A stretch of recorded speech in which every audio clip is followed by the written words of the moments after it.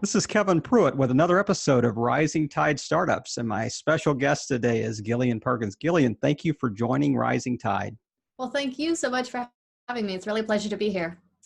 Well, I have, once again, my guests have been stalked on Facebook and YouTube, and I've done a lot of background on you, and you are a prolific YouTuber. Can you tell our audience a little bit more about who Gillian Perkins is?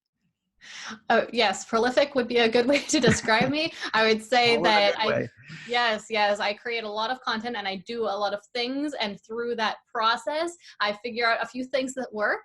Something I often say is that to have good ideas, you need to start with a lot of ideas and then you can refine down. And that's kind of how I have managed to create whatever level of success I have created is simply through trying a lot of things. I see life as an experiment. So as far as a little bit about me and what I do, I'm the founder of a program called Startup Society, which is a group of online entrepreneurs who work together to build digital businesses that are mostly content-based businesses. So they're YouTubers, they're bloggers who run information businesses where they sell courses or membership sites. And I guide them through that process, show them what I figured out has worked and how to do it. And then we work on those things together so that we can create passive income in our lives and have more freedom and flexibility and more control over our schedule and our location. So that's the main thing that I do. As you mentioned, I have a YouTube channel. We make 2 videos every single week, mostly focused on entrepreneurship and success and digital marketing. And we just surpassed about 200,000 subscribers pretty recently. So it's grown a lot over the past couple of years. So dive a little deeper. I know that you've got some little people surrounding you as well. So you want to touch on that a little bit? Yeah, so I live in Oregon in the Willamette Valley, and I have a husband and 3 little kids. My husband and I have been married for about 7 years now, and our kids are 5 and 2 and 9 months old. Wow. Hard to keep track of their ages at this point. That's right. I think 3 is my max where I can actually keep track of their names. But they are fantastic kids and they make my job as a mom pretty easy. But definitely a theme in my life is that navigation of work-life balance, being a mom and running a business. It's not what my business is about or what I talk about a lot in my content, but it's certainly something that is an issue and something that I deal with and that a lot of my subscribers, my viewers on YouTube deal with as well. And so it certainly is part of the conversation.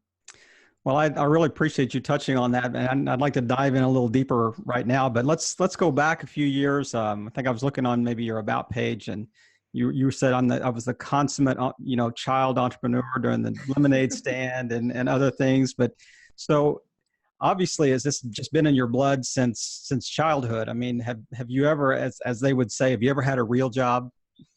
Not really. I was an intern, which was sort of like a job, but I didn't get paid for about 9 months when I was kind of in a transition stage between college and figuring out what I wanted to do in that realm. But aside from that, I've never had a job at all. And yes, it did start at a very young age. I'm not sure exactly where it came from, aside from the fact that I was a very lazy child.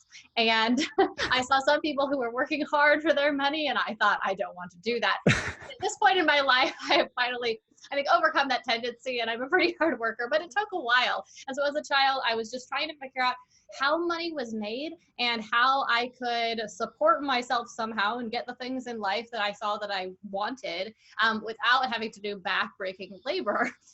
My dad is a landscape architect. And so I saw both the pattern there of him working for himself and the flexibility and freedom that gave him and that entrepreneurial spirit. And that was really inspiring to me, but I also saw him working really, really hard. Sometimes doing the physical labor of the landscaping along with his foremen, and also the labor that foremen were doing. And so I kind of saw both sides of that equation. And it both showed me some things I didn't want to do and also some things that I wanted to do.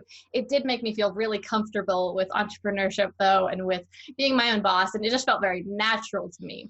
And so from a very young age, I was doing all sorts of entrepreneurial schemes, I would say.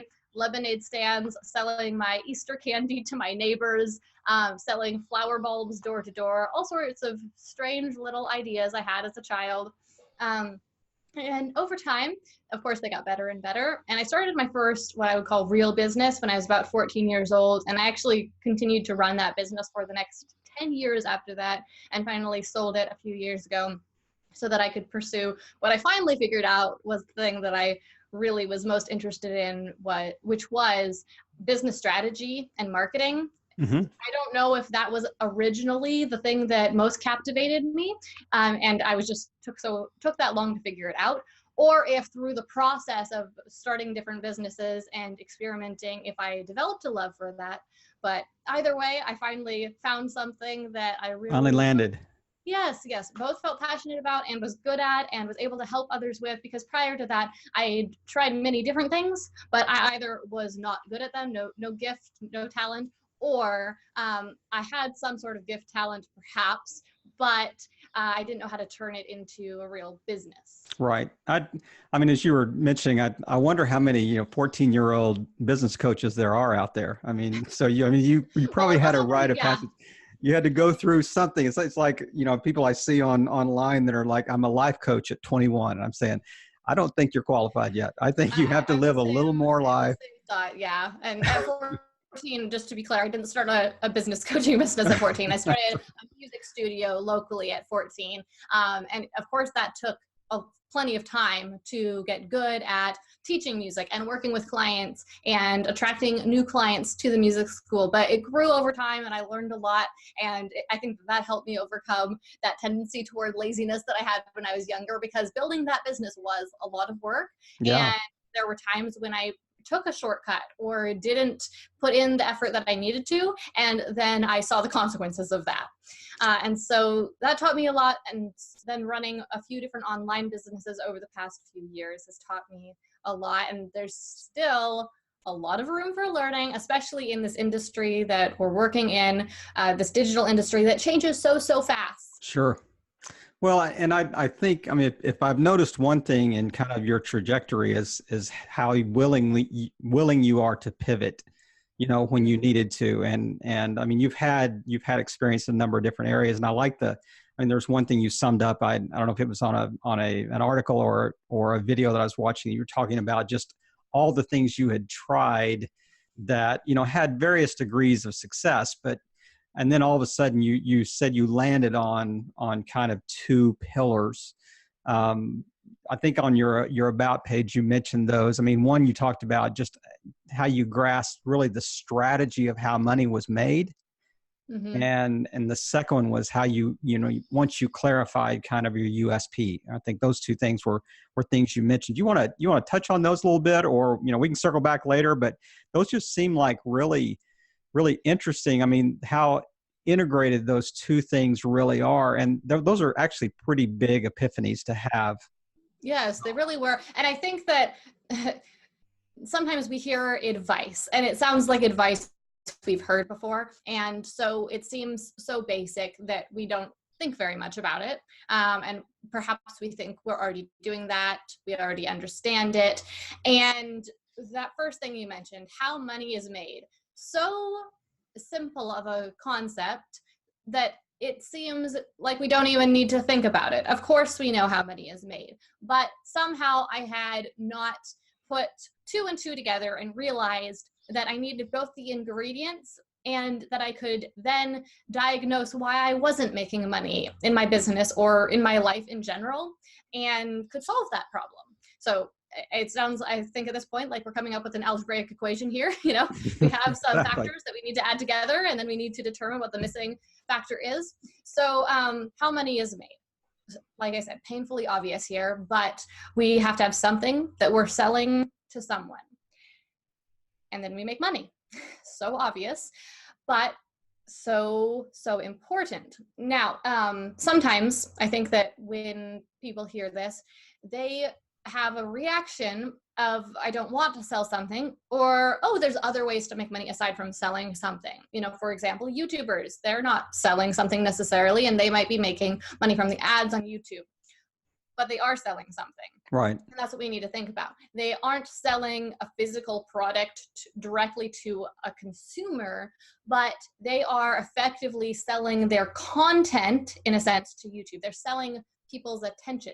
They're creating this content, which is attracting viewers' attention, and then they're selling that attention to YouTube so that YouTube can monetize that content, right? By selling advertisers ads, and then YouTube makes money and passes 50% of it back to the YouTuber. So a much more complicated situation there, but still we're selling something. We're selling that attention that we have captured of the viewers. So in order to do that, we first had to make that thing that we're selling, right? We had to make the viewers' attention, which involved creating content and perhaps like marketing that content to get those eyes on our content, so that then we had a product that we could then turn around and sell to YouTube. So a much more complicated situation there, but still we have a thing that we're selling and we're selling it to someone. And you'll find that whenever money is made, that those two things always exist. There's always a product and it's always being sold to some person who is buying it. And so then we can kind of take a step back and look at, if I'm not making money, or if I'm not making as much money as I want to be making, which of those two things is lacking? Maybe one of them is lacking entirely. You know, perhaps we have a product we want to sell, but no customers, or perhaps we have something of an audience, but we're not selling them anything. Or more likely, one of them simply isn't as strong as it needs to be. So maybe we have an audience and we have a product, but it's not a great product, or it's not the right product for that audience. So we need to work on improving the product or developing a new product. Or maybe, and this is probably the most likely situation, the most common situation, is we have a product that might be a pretty good product, but we have a very small audience. You know, not very many people know we exist. Not very many people are paying attention to us. And so there isn't anyone buying that product. And I think that for a lot of people who want to start online businesses, that is the most common situation that they might find themselves in. Although I certainly have encountered plenty of situations where the other situation I mentioned was the case, where maybe they had a small audience, but they didn't have anything they were selling, and they wondered why they weren't making money. Right. Can we camp on that just for a little bit? So talk about, walk us through kind of the transition you went through over the course of the last 7 or 8 years or whatever it was, where you really were identifying, what were some of the tests you were running that said, okay, how do I test the product? How do I test the audience? I mean, just lack of response is probably a pretty broad test. I mean, how did you kind of refine, and what metrics were you using to determine, which one of those, variables in the equation were affected and, or were most important, and or kind of maybe a step or two that you can think of that I just got better at this over time. Was it A/B testing? Was it, what were you using? It wasn't anything so elegant as A/B testing, however simple that might be. So when I first started making money, I was not aware of this equation at all. Surely I knew this if I had thought about it, but I did not think about it. So the only way in which I was making money, and at this point in time, this was when I was selling music lessons. So I was attracting music students, providing music lessons to them, and they were paying me for the music lessons, of course.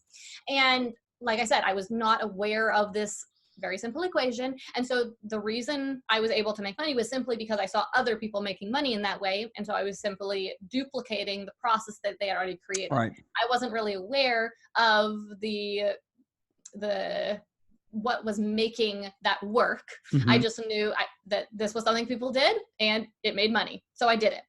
And then as I wanted to start an online business, and I tried to start an online business, and I couldn't figure out how to start an online business. That was when I finally became aware of the equation, because I read a lot of blog articles about how to start an online business, and I watched videos, and I bought courses, and I bought expensive courses. And for some reason, I wasn't making any money. And I was buying a lot of courses and reading a lot of articles, primarily about marketing. So I was buying courses on how to run webinars, how to run Facebook ads, maybe how to develop a course, all of these different tactics that I knew were part of the equation. And I watched perhaps, a webinar about that was selling me a course. And maybe the webinar was about the power of Facebook ads and how incredibly powerful Facebook ads were and how you could use Facebook ads to make so much money. And I watched that webinar and I thought, okay, this makes sense. Everything they said seemed true. They gave real proof real evidence case studies. And of course, sometimes you watch a webinar and you think, nah, this person's full of baloney, you know, they're making this stuff up. But sometimes you watch one and you're like, yeah, I believe this person, what they're saying, it makes sense. And so then I would buy the program and I would do the program and I would do what the program, not just consume the content in the program, but I would actually do the actions. And then I didn't make money. And I thought, something is missing here. Am I just really bad at this, or is a thing missing? Am I missing a whole step? And that was when I finally realized, oh, I need both parts of this equation. I need step one, product, step two, people to buy product. And then I also need something that's connecting them. I need that sales system, you know, and that might be your email marketing or content marketing of some sort. And so over time, once I finally realized that, then I was able to work on refining both of those things. And by refining, I really just mean a lot of hard work on both of them to actually produce both of those things I needed. Right. So producing better products that people actually wanted to buy, and also growing my audience. And that both of those things took a lot of time and a lot of experimentation to figure out how to do them. But once I was aware that I needed both of those components, then I felt like I had an objective that I could actually work towards. I knew where I was going, and I just needed to keep walking down that path to get there. Whereas prior to realizing that, I felt like I was wandering aimlessly, and I wanted to get to objective that I saw far in the distance, but I didn't even know what direction to walk to get there. So once you kind of stumbled on this money equation, so were you producing your own products? Were you selling other people's stuff? Was it affiliates? What was kind of some of the things? I mean, I know you've mentioned if it's out there, I tried it all. So you did a little bit of everything. But what were some of the, I guess, like the progressive steps that you could go through really quickly? Just say, okay, this is kind of where I started. This was like the first step, and the second step, and third step, and then boom, I'm here. So what were those? I don't know if it was so straightforward as here was the first step and the second step and the third step, but you mentioned there, were they my own products or were they maybe someone else's products? And so we all think of affiliate marketing, right? Because that's typically what is happening when you are selling someone else's products. And that was certainly on the list of things that I tried. And I tried it fairly early on in this process of trying to build an online business. Right. And affiliate marketing is one of those things that looks fantastic on paper, right? On paper. On paper. And it seems like it absolutely would work. Why wouldn't it work? You're selling someone else's product. They've already produced the product. You have this great thing you could sell. Hopefully you really believe in it and you know it's a great product. You just need to sell it. And then boom, you know, you're going to capture that affiliate income. Easiest way to make money, right?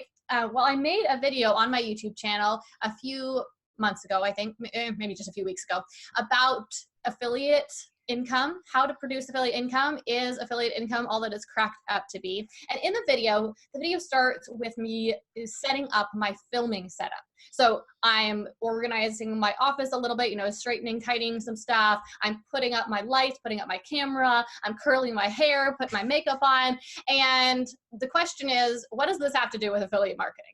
And the answer is that just like when you watch a video on YouTube and you see someone sitting there in front of the camera and you think, wow, it looks so easy. This person has so many subscribers, so many views. I know they're making money somehow here.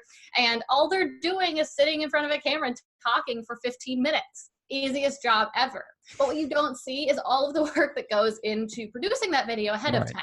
Yeah. Now, of course, in the case of a video, the work that goes into producing the one video is not an enormous amount of work. It's not hundreds of hours of work, typically. But it still is much more work than you perceive that it is. It's like that iceberg under the water where you see that top 10, 20% of the iceberg, and there's so much underneath that you don't see. So with filming the video, obviously there's all that setup work, but there's also all of the planning work that happened for that video. And there's also all of the literally years of practice that it took me to be able to present to camera as halfway decently as I can and to learn the knowledge that I'm sharing in the video. And so I don't say that to make it sound like making a video is, you know, such a production or such something that should be so highly regarded, of course, but just to show how much more effort might have gone into a process than what you see from the outside. And so affiliate marketing is so similar. From the outside, we see someone sending out an email to their list, promoting someone else's product, and then they just make sales and they get income from that. And sometimes I do that. I'm an affiliate for the Teachable platform, for example. I love Teachable. It's a great platform for building an online course on. I really support it. And so a couple times a year, I send out an email to my list and I tell them Teachable is having a special promotion. I love this tool. I've built some courses on it. They work really well. My students love those courses. If you want to build an online course, check this out. This is a great opportunity to get started with Teachable. I send that one email, and typically we make at least $1,000 from sending that one email. How long does it take me to send that email? Maybe like half an hour. Teachable actually writes a lot of the content for me sometimes. So it's very simple. Half an hour, I made $1,000. Okay, so did I make $1,000 in half an hour? Or did I make $1,000 in the years that it took me to build my email list, the years that it took me to create the content that grew my email list, the time that it took me to build courses on Teachable so that I could even be an affiliate for them, not because you have to make courses to be an affiliate, but because I had to experience their software to know that it worked really well, right? So there was a lot of backstory that went into being able to spend half an hour to make $1,000.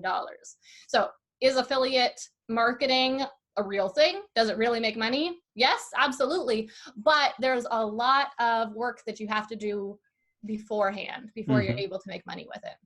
So I don't remember what your original question was. You certainly, you covered it for sure. But I mean, in the kind of the prep email I sent you, I told you I'm going to chase rabbits on occasion. And here's another one of those that I'm a great rabbit chaser. You mentioned. So building an email list. So that seems to be a hill that so many people have difficulty getting over or getting up.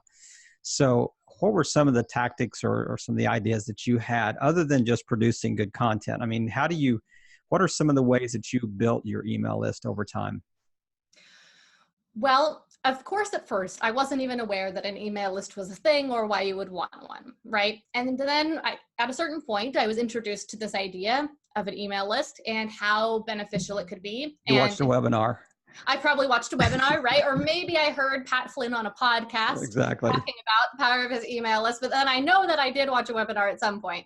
And so I was introduced to this concept. And if anyone who's watching this or listening to this is new to the concept, basically an email list is a list of prospective customers. And as we talked about before, in order to make money, you need two things. You need a product and you need customers, someone to buy that product. And so in order to get customers, of course, you need prospective customers. You know, maybe that prospective customer period is very short. Maybe they go from hearing about you to buying in a matter of seconds or minutes. Or maybe that prospective customer window is very long. And first they hear about you and then years later they buy. But regardless, at some point, they need to be prospective customers before they become customers. So an email list is a very powerful thing to build for your business because there's a list of prospective customers that you can then reach out to sell your products to. Okay, so email list is important. We should build an email list, right? So I become aware of this. And then I think, okay, you know, I'm an action taker. So immediately, okay, let's start building this email list. And that didn't go so well. I set up some systems. That part wasn't too hard to figure out, right? I signed up for some email marketing software. I installed it on my website. Okay, here's this, shiny form on my website that people can opt into my list with. They can join my email list. But nobody's joining my email list. Why, right? So then I watch a webinar. I'm sure at this point I watched a webinar, and it was for a course that promised to teach me how to grow my email list and talk about how having an email list, you can send an email out, if you have maybe 10,000 subscribers or something, send an email out and generate maybe $10,000 by sending one email, which by the way is absolutely true. So a webinar told me the truth. So I bought the course. The course cost $2,000. Pretty expensive course, right? In fact, I believe that that's the most expensive online course I've bought at this point. So I bought this $2,000 course, and spoiler, 1 year later, my email list was not much bigger than it was when I bought the course. And the reason wasn't because I didn't follow the course. I've certainly bought courses in the past that I didn't see all the way through, as I think most of us have. If we've ever bought a course, we've probably done that. Yep. People are busy, right? in this case, I went through most of the course, implemented most of the strategies, and my email list still, at the end of the year, I think I had maybe 500 subscribers, nowhere near the 10,000 subscribers that I had been promised. And so the question is, what happened? Was it a Yeah. terrible course? Were the Mm-hmm. strategies bad? And I would say no. In fact, I think that it was a pretty good course. Strategies were pretty good. There's things I would still recommend myself, but there was something missing from the course. And so that brings us to something that I find myself at this point saying to my followers and my clients both on repeat these days, which is that it doesn't matter how good your conversion rate is if you don't have traffic. Let me just say that again. It doesn't matter how good your conversion rate is if you don't have traffic. So conversion rate, that's the number of people, the percentage of the people who join your email list or who buy your thing out of the total number of people who visited your website or went to your sales page. So if 2 people visit your website per week, your conversion rate is 100%, your email list is going to grow rather slowly, right? Maybe 2 people per week. If your site gets 1,000 visitors a week and your conversion rate is 1%, we're going to get 10 new subscribers per week. If it's 10%, we get 100 new subscribers per week.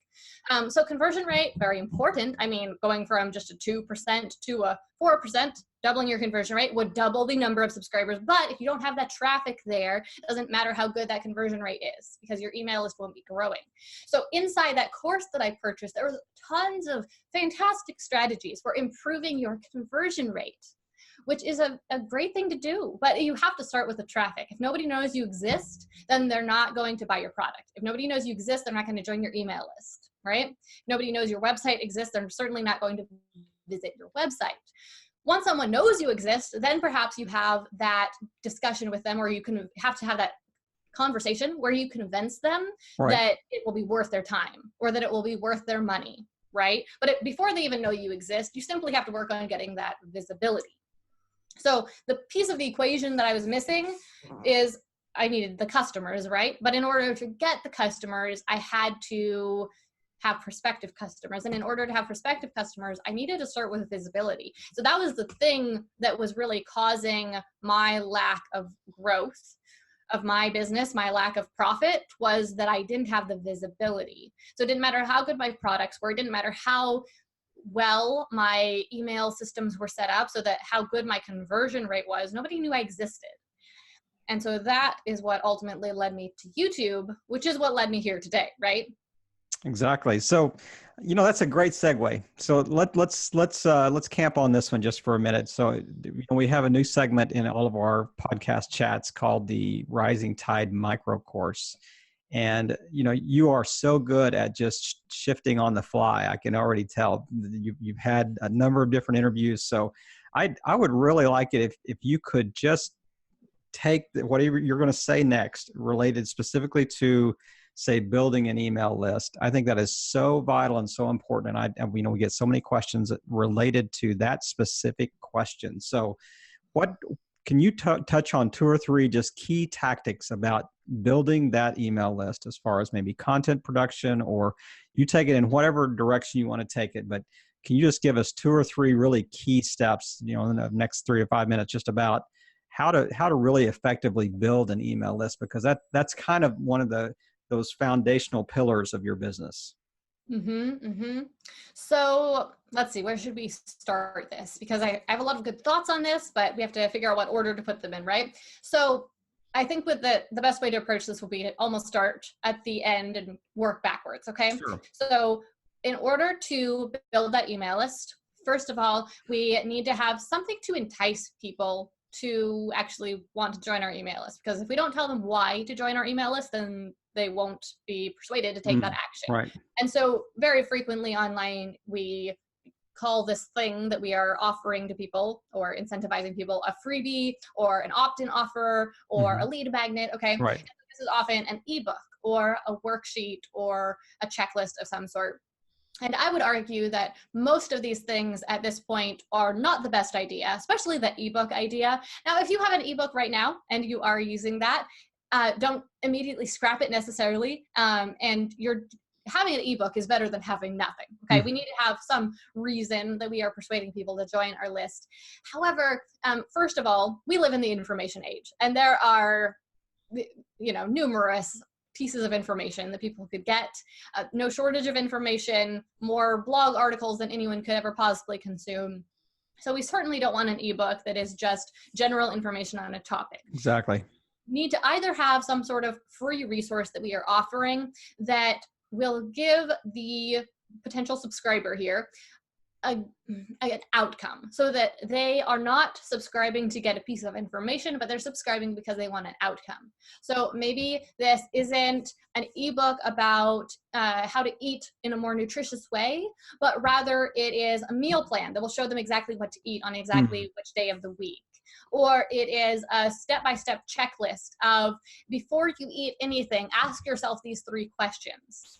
Okay, something that will give the subscriber a result, because there's so much information out there, but that doesn't mean that getting results is easy. So if we can somehow deliver a result, then that will be something that is actually worth their time and worth giving their email list or their email address for.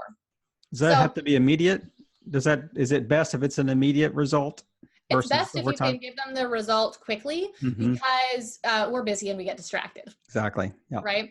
Now, alternatively, besides the freebie, now this is slightly dangerous territory, but you can not offer a freebie and you can make the incentive the email list itself, which really would be much better, because then people will actually continue to open your emails. Right. So if the incentive is a weekly meal plan, or a weekly workout plan, or Tim Ferriss has his 5-bullet Friday. Okay. Now, I wouldn't really recommend to the typical mortal who is not Tim Ferriss to do something as general as this. But the thing that people opt in to get is Tim's weekly list of 5 things that he's loving. They don't opt in to get some specific freebie. They want that list every single week. And you know that means that they open his email every single week to get that thing that they signed up to get. So if it could be some sort of recurrent value, then that really is going to make your email list the strongest. Okay, so that's step 1, but we're going backwards. So final step there is we need something to entice them. And hopefully it's actually the emails themselves. Right. Now, before that, of course, now this is just very much like admin, but we need some sort of system, right, to get them to sign up. So we need that opt-in form. We need some sort of email marketing system. There's plenty of tutorials online for setting up your email list that you can find for free. So we won't dwell there, okay? That's the step before this.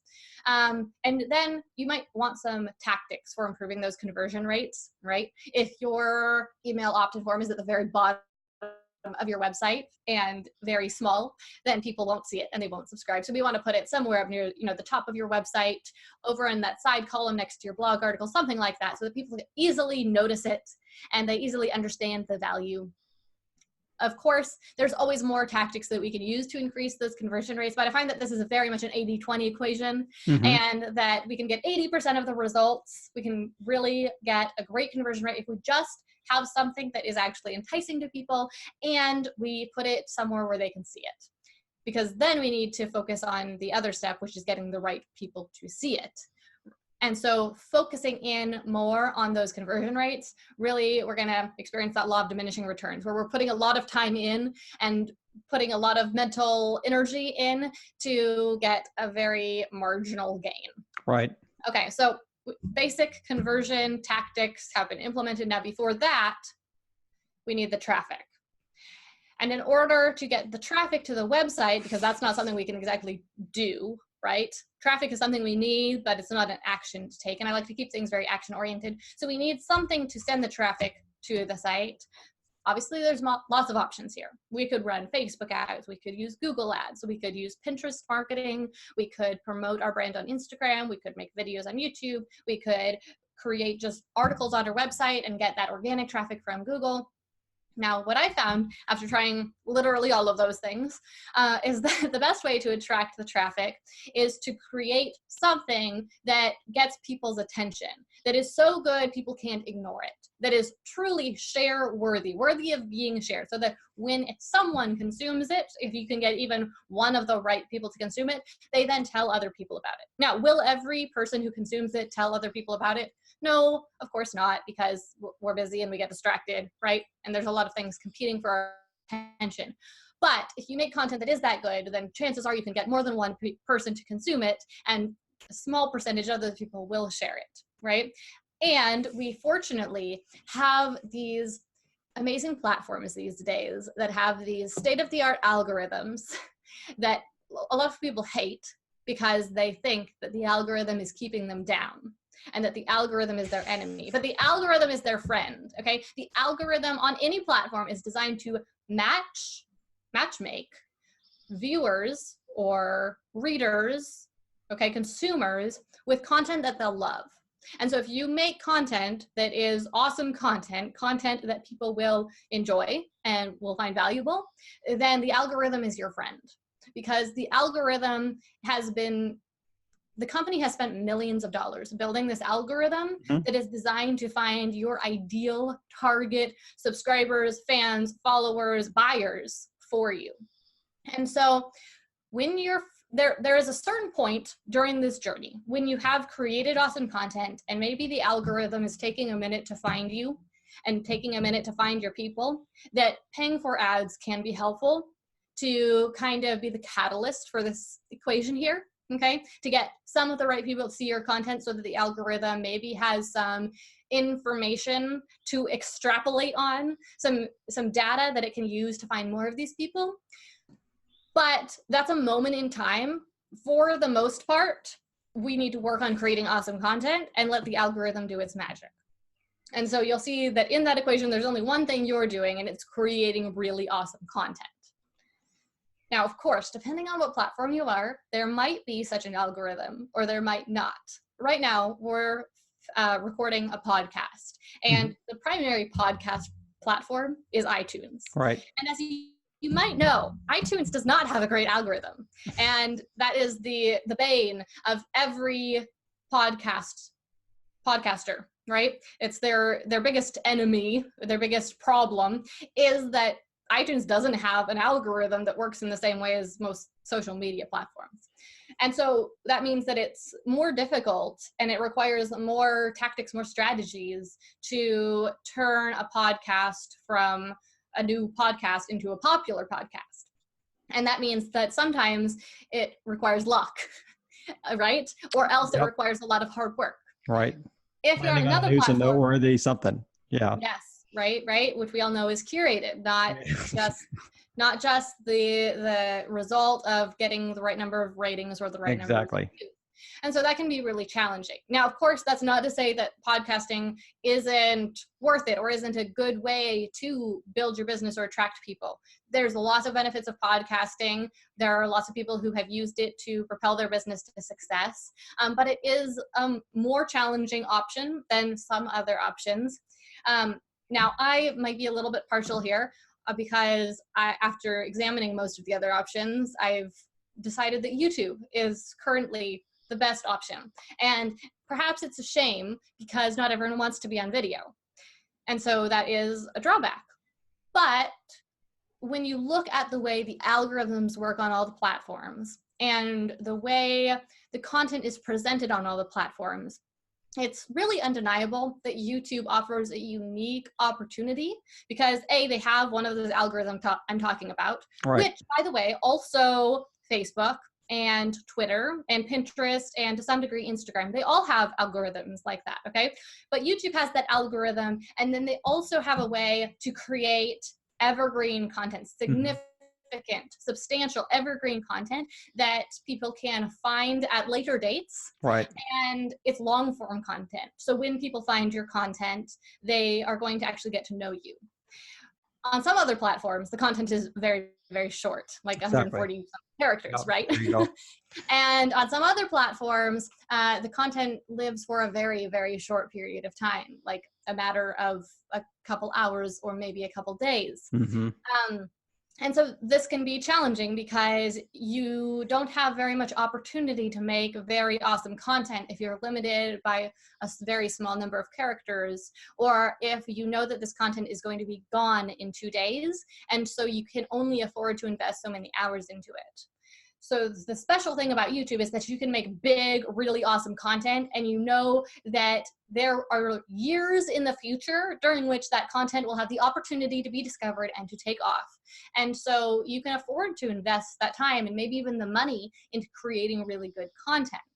Plus, it's all in maybe in your channel as well. I mean, you kind of have a video library in your specific channel, so it's Yeah, so all it's kind of in one location.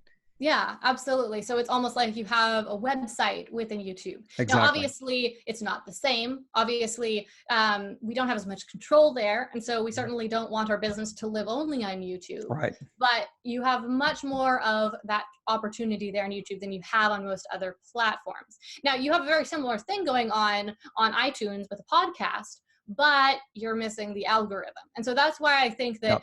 YouTube is a unique opportunity. Now, like I said, it is unfortunate that it is the only opportunity that combines all of these factors, because not everyone likes being on video. You can do a relatively similar thing, just posting articles on your website, okay? Because they're going to live on your website. They're going to be Hmm. evergreen. They can be long form. You can put a lot of time and energy and resources into building them.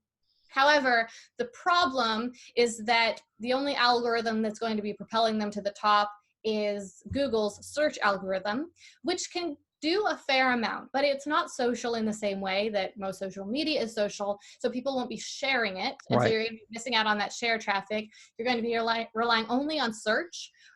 YouTube, on the other hand, has this great thing called suggested videos, which is Hmm. where YouTube says, you don't know you want to watch this, but we think based on our data that you do want to watch this. Exactly. And a great percentage of the time, YouTube is right. On Google, people have to know what they want before they find Right. it. Right. They at least know the outcome they want from the content, right?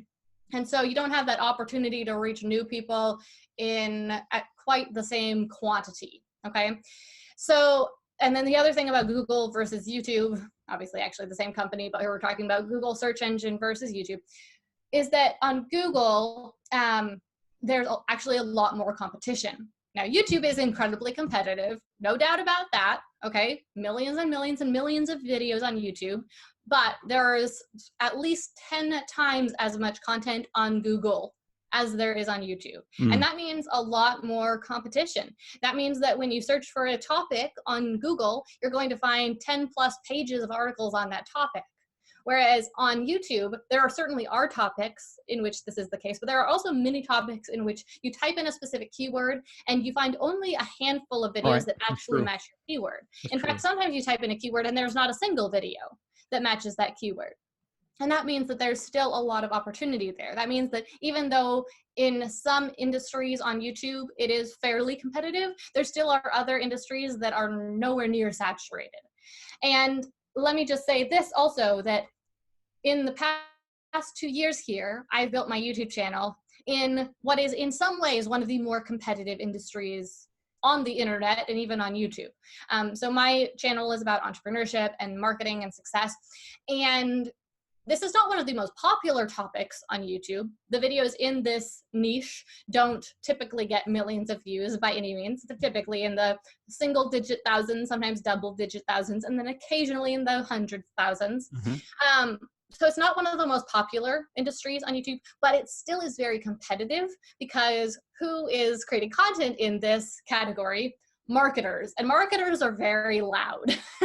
Marketers create a lot of content because that's what they know how to do. And Yep. they know that it will help their business. And they have a monetary reward for doing so. So they Exactly. can afford to spend a lot more time doing so. And so even though it isn't one of the more popular categories on YouTube, it is still very competitive.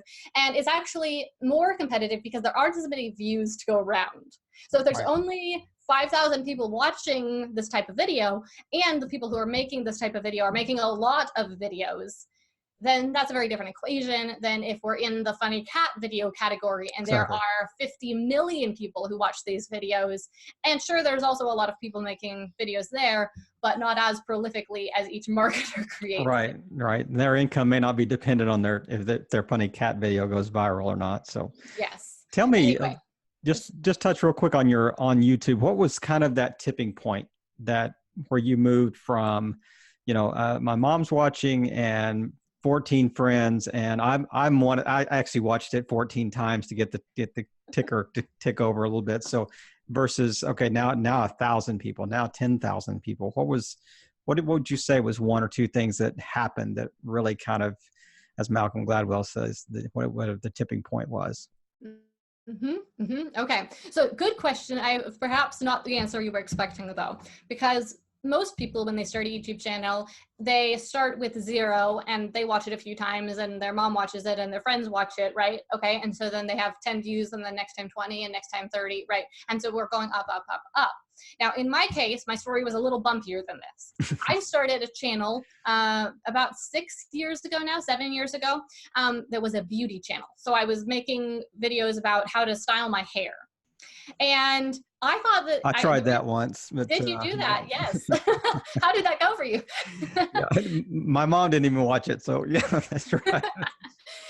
So I started this, and let's talk for just a quick moment. My reasons for starting this: I saw other people making videos like this. I thought that looks so easy. That looks kind of fun, and they're making money. And I would like to make money in a fun, easy way, right? I mean, that's what we all want, right? Money in a fun, easy way. Whether or not we've defined that or not, I think that's something that everyone would be like, yes, sign me up, money in a fun, easy way.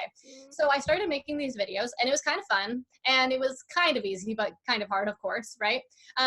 It was maybe easier than it would have been because I was doing a terrible job of it, like terrible. These videos were the worst. I don't know why anyone watched them. And of course, at first, nobody watched them.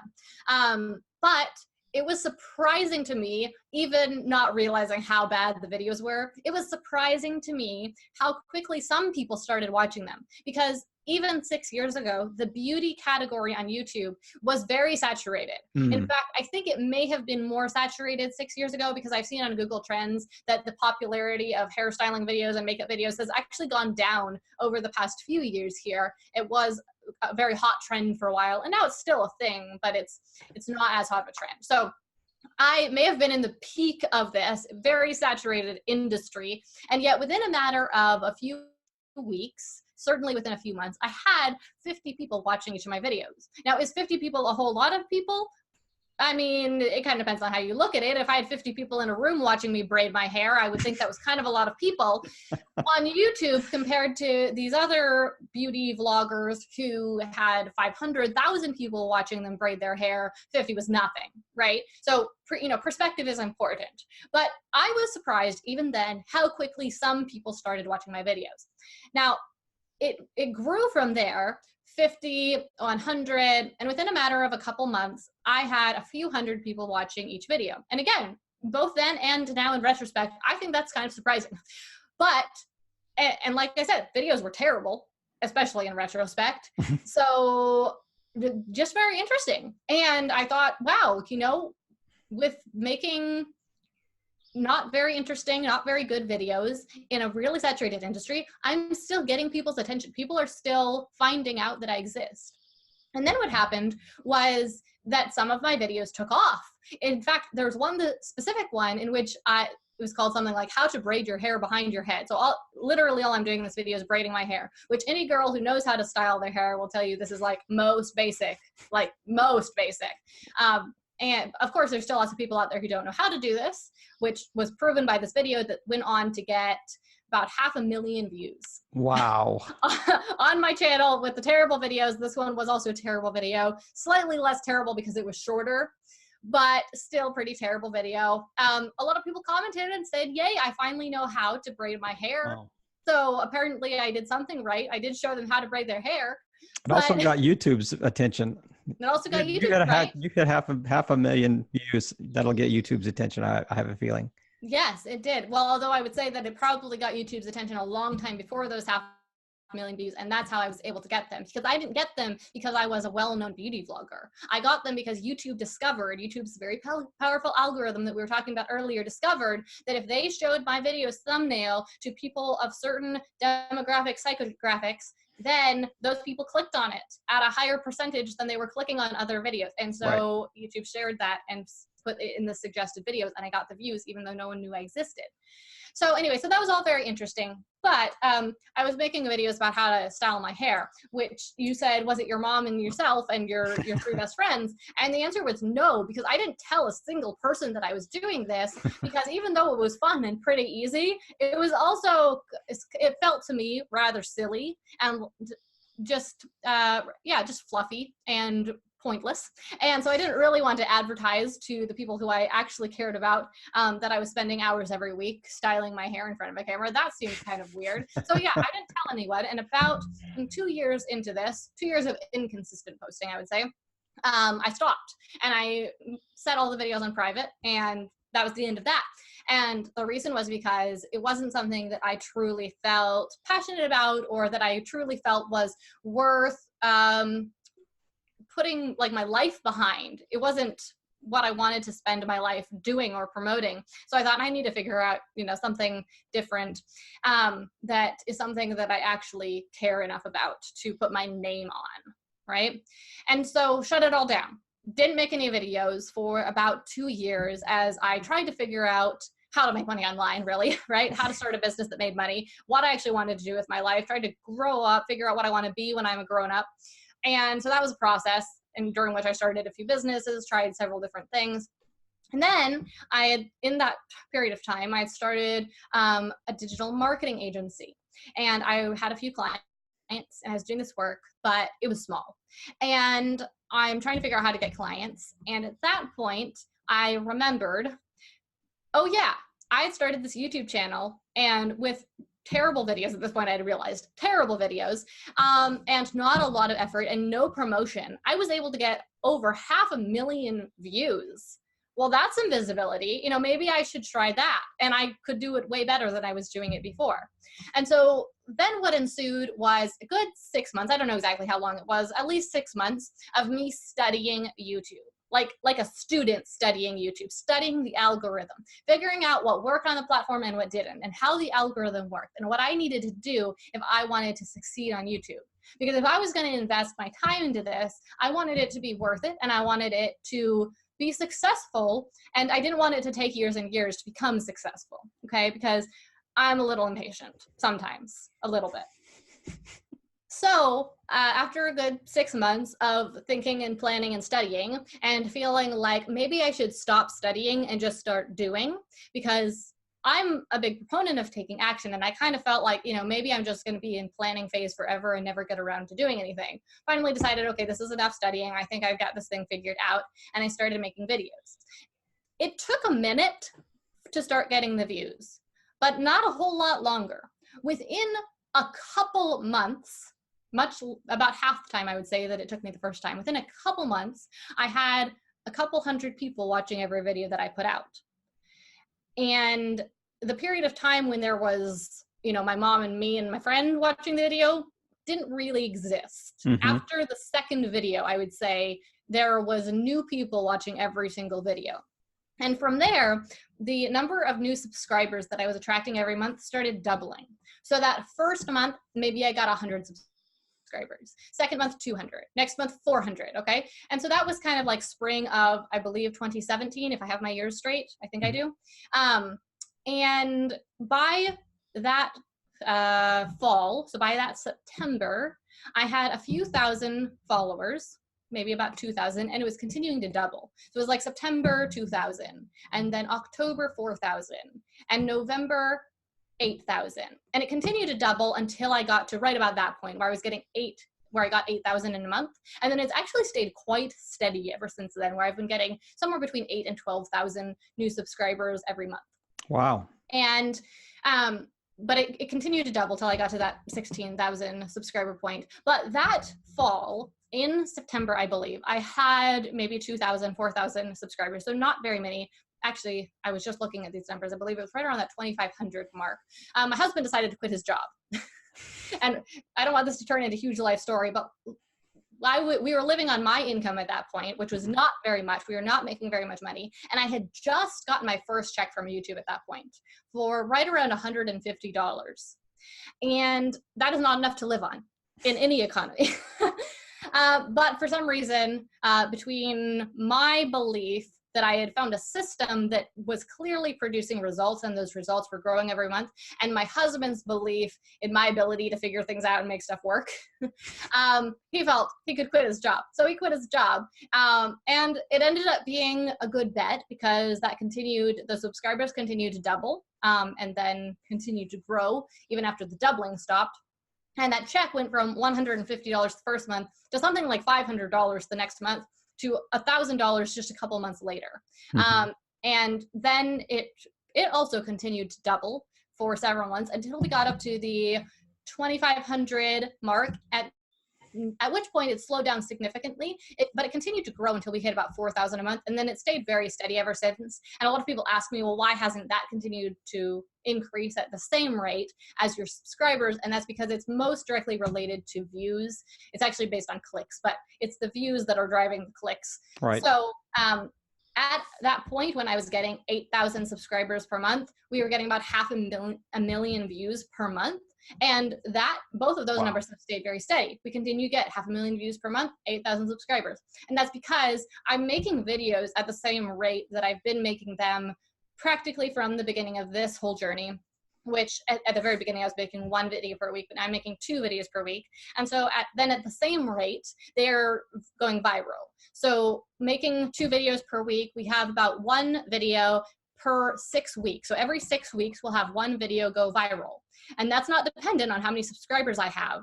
That's simply 1 out of every, what would this be, 12 videos or so that I make is good enough on enough different metrics that it takes off. And good enough, I mean, that doesn't just mean a good video, of course. That means a video on a topic people really want to watch. Sure, really and resonates. Really resonates with people, right, and that they really engage with, and that keeps them really interested. Okay, good enough on all of these, across all these different factors, takes off. And so that's not dependent on how many subscribers you have. So the same percentage of videos take off means we get the same number of views, because every video that we put out gets about 5,000 views. And sure, that has gone up over time, but those 5,000 plus 5,000 plus 5,000, that doesn't make up that 500,000 we get every month. That 500,000 is built on those viral videos regularly, very consistently, right, videos going viral, which isn't just luck, especially 2 years in. It's not just luck that every 6 weeks we have a video go viral. Yep. Okay. Yep. By doing the keyword research, by figuring out the topics people want to see, by making good quality videos, and that's what this is really all coming back to, making good quality videos on topics people want to see, we're able to predictably create that success, which then produces that 500,000 views, produces those about 10,000 subscribers every month, and produces that $4,000 check. Now, obviously, my business now makes a lot more than $4,000 a month. But if we're being completely honest, my family and I could live on $4,000 a month without making too many sacrifices. Right. And so one of my kind of strategies in life is to build as many different streams of income as I can, each of which could support myself and my family on its own, so that if I lose one, it's no problem, or if one diminishes, it's no problem. Sure. So I know that we're getting towards the end of our time here, and you asked for rabbit trails and you got rabbit trails. But that basically answers your question of how did you go from the 1 view at a time, one more view, to actually getting thousands of views. And the answer is basically that I studied the platform, and then I made good quality content that was based on what I saw was working on YouTube. Well, I mean, you've given us such a teaser that I'm going to have to schedule you for a repeat guest later in the year to talk more about this. But just kind of a wrap-up question about YouTube: how important are subscribers versus just views? Well, important for what? As far as retention, revenue, all the R words you want to come up with. Is it important that people actually subscribe, or is it more important that they're actually just watching the video maybe from an ad revenue standpoint? Sure. Okay. Well, so strictly from an ad revenue standpoint, it's the views that produce the revenue. However, the subscribers are a very important metric because they're helping you create momentum with your views. Mm-hmm. There have been plenty of channels that put out a video or have put out a series of videos. One of their videos happened to take off. They got 1 million or more views on that video, and yet their subscribers are really low. And so the subsequent videos that they put out perform very, very poorly. And it's because they didn't ask people to commit at all. They didn't say, we're going to put out more videos, subscribe for more. So people watched that one video and then they never even found out about the subsequent videos. And if people don't find out about those subsequent videos, then YouTube doesn't have much data to base their algorithmic decisions on and to determine whether or not more people would want to see these other videos. So great for making momentum, great for being able to reach the same people over and over again. Mhm. Because I mean, you can get the ad revenue if you make 5 videos, each of which get 1 million views, even if there are 5 million people. What am I trying to say? Right. 1 million people, 5 different groups of 1 million people. Sure. That's what I mean. Sure. You'll still get the ad revenue, but you're probably not going to be able to sell them a product or get them to purchase something, a service from your business. Okay. So if you want to get anything more than the ad revenue, they need to be the same people watching your videos over and over Right. again. And that's really what the subscription feature is for. And then the final thing is that when people see that number of subscribers, that is giving them social proof that other people are interested in what you're doing. So they'll be more interested in watching more of your videos as well. Sure. Sure.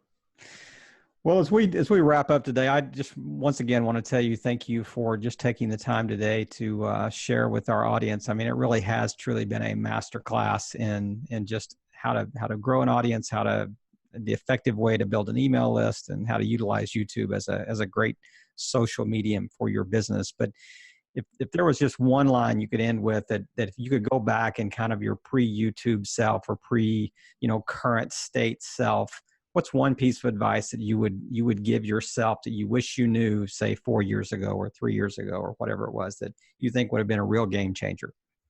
I think that thing I mentioned earlier about it doesn't matter how good your conversion rate is if you don't have traffic. Obviously, we were relating that specifically to growing your email list, Right. but a very similar thing is true when you're just thinking about growing your YouTube channel or getting views on YouTube. It doesn't matter how good your conversion rate is. It doesn't matter how many people like your video, for example, if you don't have traffic, if people aren't watching your video. So Right. you have to figure out how to get more people to watch your video, which on YouTube would be creating really good quality content that people really want to see. Well, Gillian, thank you once again for just taking time today and just wrapping up with such a really valuable piece of advice that people really need to kind of camp on. But the best way to find you is GillianPerkins.com. Yes, GillianPerkins.com, or YouTube is another great place. You can just type my name into YouTube and you'll find me, Gillian Perkins. We'll certainly have those in the show notes. And once again, just thank you for taking the time and just really playing your part in helping all boats rise on a rising tide. Gillian, have a great day. Thank you so much for having me. It was my pleasure.